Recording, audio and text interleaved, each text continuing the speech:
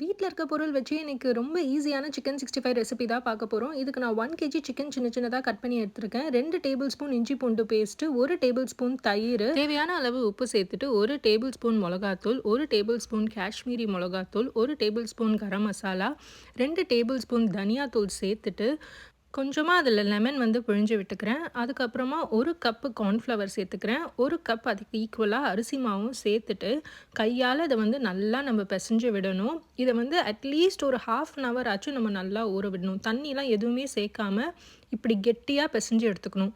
சூடான எண்ணெயில வந்து நான் ஏற்கனவே கொஞ்சம் கருவேப்பில போட்டுட்டேன். அதுக்கப்புறமா சிக்கன போட்டுட்டு நம்ம வந்து நல்லா ஃப்ரை பண்ணணும். போட்ட உடனே வந்து நம்ம கரண்டி வச்சு கிண்டக்கூடாது. சிக்கன் போட்டுட்டு கொஞ்ச நேரம் அத அப்படியே விட்டுட்டு, அதுக்கப்புறமா நம்ம வந்து கரண்டி வச்சு கிண்டணும். அப்பதான் ஒட்டாம வரும். மொறு மொறுன்னு வீட்ல இருக்க பொருள் வச்சே சூப்பரா ஹோட்டல் ஸ்டைல்ல சிக்கன் 65 ரெடி. இது வந்து நீங்க ரசம் சாதம் கூட வச்சு சாப்பிட்டீங்கன்னா, அல்டிமேட்டான காம்போங்க. இந்த ரெசிபி நீங்க ட்ரை பண்ணி பார்த்துட்டு கமெண்ட்ஸ்ல எப்படி இருந்துச்சுன்னு சொல்லுங்க. டாடா பாய்.